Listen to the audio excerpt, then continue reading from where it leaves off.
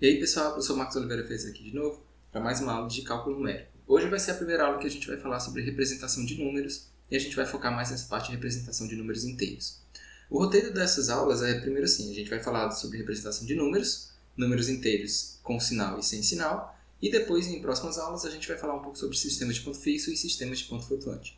Eu espero que anteriormente você tenha visto as nossas aulas de sistemas numéricos, onde a gente falou sobre sistemas binário e decimal, e como converter um número binário para decimal, um número decimal para binário. E lá a gente falou como fazer essa conversão entre números inteiros e entre números reais. O roteiro da aula de hoje é esse. Primeiro a gente vai falar sobre bits e bytes, rapidamente, e depois a gente vai passar para a representação de números inteiros, onde a gente vai falar como representar somente números positivos, ou seja, números onde o sinal não importa, eles são sempre positivos, e como representar números positivos e negativos, ou seja, eu tenho que representar também o sinal, positivo ou negativo. Bom, a gente sabe que o computador tem memória limitada. Isso quer dizer o quê? Isso quer dizer que eu não posso utilizar toda a memória do computador para representar um número só. Eu não posso colocar um número muito grande que ele ocupe toda a memória do computador. Isso quer dizer que cada número também tem um tamanho limitado. Ou seja, cada número tem uma quantidade máxima de casas que pode armazenar aquele número. E essas casas, quando a gente está falando de computador, essas casas são casas binárias. Vão armazenar números binários. Essa casa binária no computador é chamada de bit. Essa palavra bit vem do inglês binary digit, que significa dígito binário. Só que um bit, um dígito binário, ele guarda ou 0 ou 1. Então é muito pouco trabalhar com um bit só. Então normalmente a gente agrupa 8 bits formando um byte e agrupa uma quantidade de bytes que possa representar um número relevante. Então a gente pode ter normalmente um byte, ou seja, 8 bits, 2 bytes ou 16 bits, 4 bytes ou 32 bits ou 8 bytes ou 64 bits. Então vamos pegar aqui, só para efeito de aprendizado, vamos pegar aqui um número de 8 casas, tá?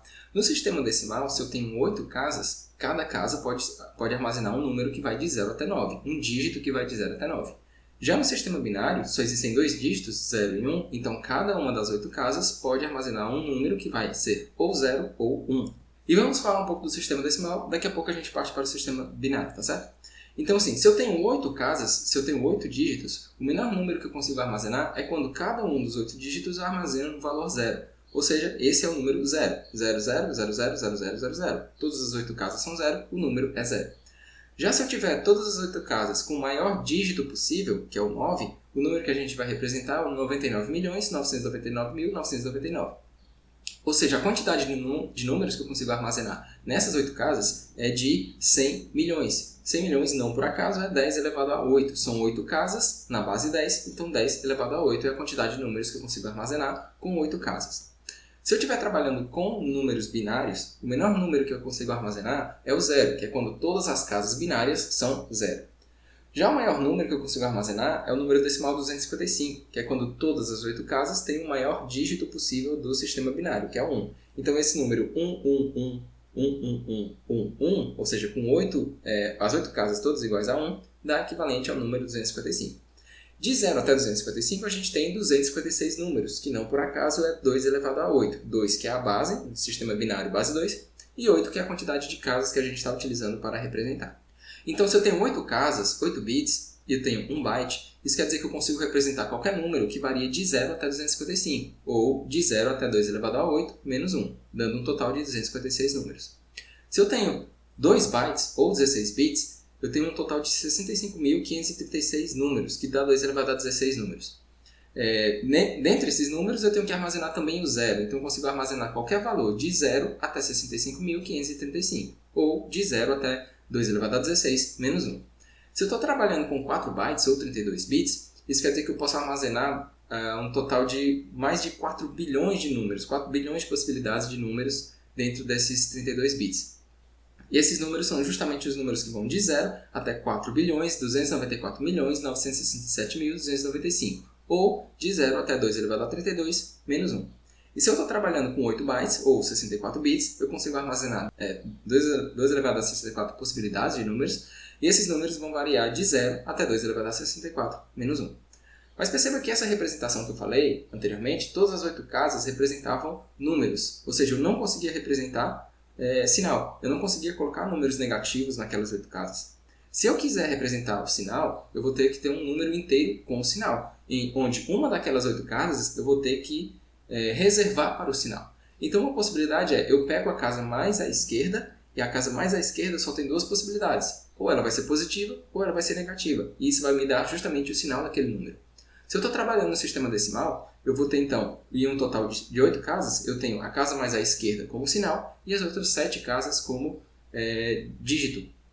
Já no sistema binário, eu vou ter a mesma coisa, muito parecido, de 8 casas, a casa mais à esquerda vai ser o sinal e todas as outras 7 casas vão ser um dígito que varia de 0 até 1. Ou seja, metade dos números que eu consigo armazenar vão ser positivos e a outra metade vão ser negativos. Então vamos falar primeiro do sistema decimal. O menor número que eu consigo armazenar é quando o sinal é negativo e todas as casas têm o valor 9. Isso dá o número menos 9.999.999. E o maior número que eu consigo armazenar é quando o sinal é positivo e todas as outras casas são dígito 9. Então eu tenho o número positivo mais 9.999.999.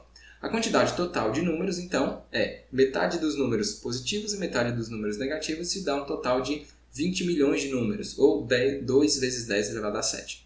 10 elevado a 7, que é a quantidade de casas que eu tenho, né? 7 casas para armazenar um número.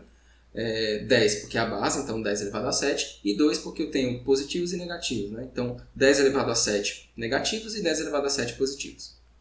Já se eu estou falando de sistema binário, eu tenho as 8 casas, porém a casa mais à esquerda vai ser um sinal, ou negativo ou positivo.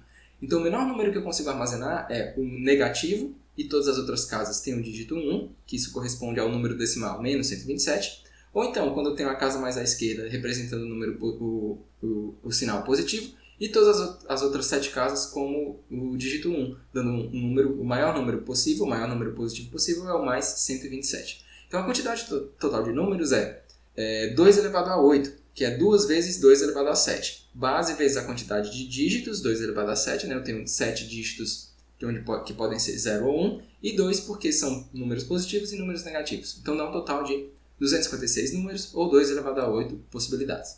Possibilidades de números, né?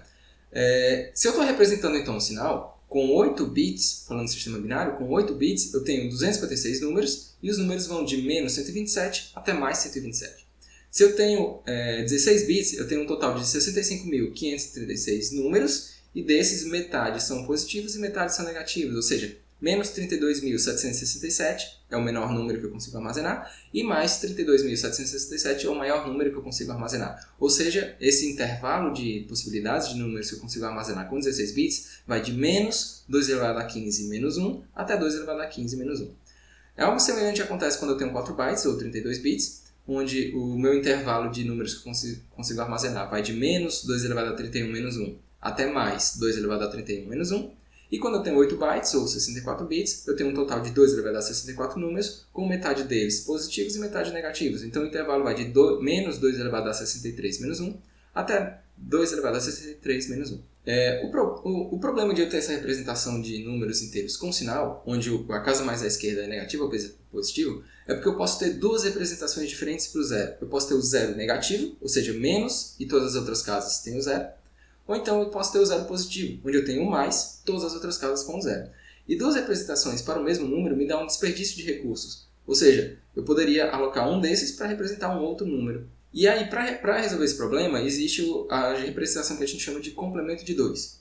Como é que um número é representado em complemento de 2 no computador? Bom, o número positivo não muda. O número positivo é do mesmo jeito que a gente falou antes, ou seja, a casa mais à esquerda é o sinal e o restante dos bits representam o valor daquele número. Já o número negativo ele muda da seguinte maneira.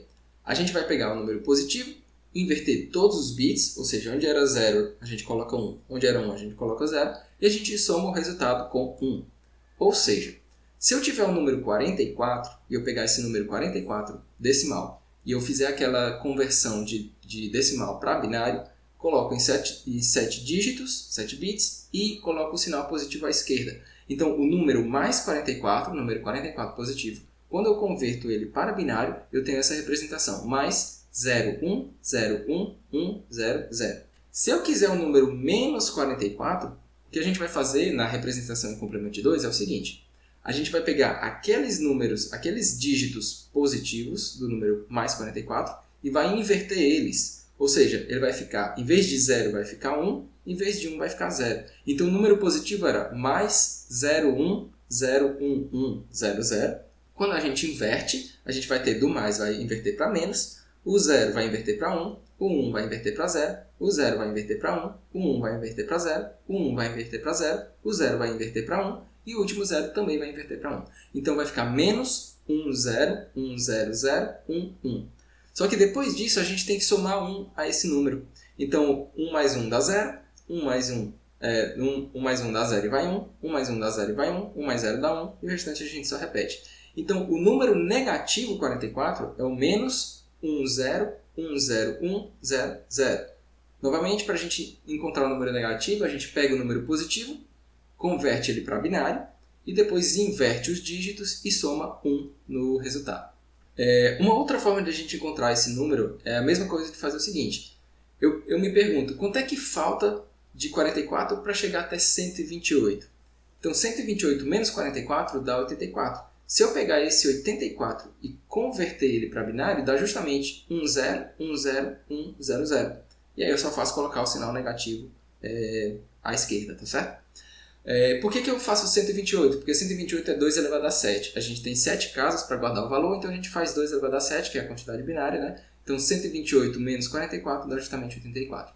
E esse é o motivo para a gente chamar esse tipo de representação de complemento de 2, porque é o complemento, ou seja, o quanto falta para chegar até uma potência de 2. Nesse caso aqui, a potência de 2 é 2 elevado a 7. Então, novamente, se eu tenho um número positivo e eu quero representar ele complemento de 2, é só eu converter ele para binário e colocar o sinal positivo no início.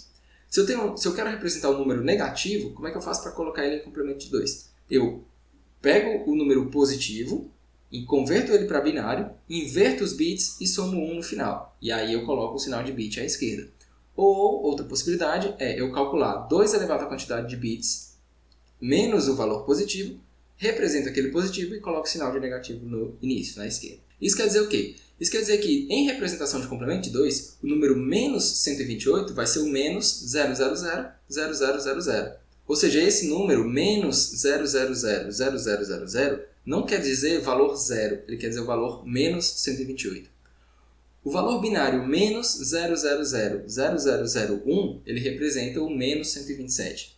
O valor binário menos 0000010, ele representa o valor menos 126. E assim por diante. Até que o menos 3 decimal, ele é representado como menos 1111101. O menos 2 decimal em binário, em complemento de 2, ele é representado como menos 1111110. E o menos 1 é representado como menos e todas as casas como 1. Ou seja, metade dos números, dos 256 números, vão ser negativos, realmente negativos, de menos 128 até menos 1, são todos números negativos, e o zero fica entre os positivos, ou seja, a outra metade, que seriam os positivos, entre aspas, vai conter também o zero. Então os positivos vão de 0 até 127 e os negativos vão de menos 128 até menos 1. Ou seja, o menor número que eu consigo representar em complemento de 2 é o número menos 128, que é quando eu tenho o sinal menos e todos os 7 bits restantes com valor zero. E o maior número que eu consigo representar é o número mais 127, onde eu tenho um bit mais à esquerda como mais e as outras casas sempre o valor 1. E, novamente, a quantidade de números continua sendo 2 elevado a 8 ou 256, mas eu não tenho duas representações para o zero. Isso quer dizer o quê? Se eu estiver trabalhando com um sistema binário em representação de complemento de 2, com 8 bits, ou seja, 1 byte, eu consigo representar 256 números diferentes que vão de menos 2 elevado a 7 até 2 elevado a 7 menos 1, ou seja, de menos 128 até 127. Se eu tiver 16 bits, um total de 65.536 números, metade deles são negativos, então o menor número é o menos 32.768, e a outra metade é positivos com zero, então o maior número que eu consigo representar é o 32.767. Com 4 bytes, ou 32 bits, o intervalo vai de menos 2 elevado a 31 até 2 elevado a 31 menos 1, e se eu tiver 64 bits, o intervalo vai de menos 2 elevado a 63 até 2 elevado a 63 menos 1. Se eu estiver trabalhando com a linguagem de programação C, a gente consegue representar esses números com sinal ou sem sinal, utilizando esses tipos de dados aí, tá? Então, se eu quero 1 byte, com sinal é o char, e o sem sinal é o unsigned char. Se eu quiser 2 bytes, eu vou utilizar o tipo short, ou, sem sinal, unsigned short. Se eu quiser representar 4 bytes, eu utilizo o int, ou unsigned int. Se eu quiser 8 bytes, eu vou utilizar o long para números com sinal, ou unsigned long para números sem sinal. O tipo long ou long int, dependendo da arquitetura da máquina, ele pode ser de 4 ou de 8 bytes. Se eu não me engano, em máquinas antigas de 32 bits, o long ele era do mesmo tamanho do int, mas em máquinas de 64 bits, o long é do mesmo tamanho de long. Mas eu posso estar enganado com relação a isso, tá? E com isso a gente encerra a aula de hoje, onde a gente viu a representação de números inteiros sem sinal, inteiros com sinal, focando um pouco mais em números de complemento de 2. Nas próximas aulas nós vamos ver representação de números reais, que são basicamente dois tipos, sistemas de ponto fixo e sistemas de ponto flutuante, tá? E obrigado por assistir e até a próxima aula. Valeu!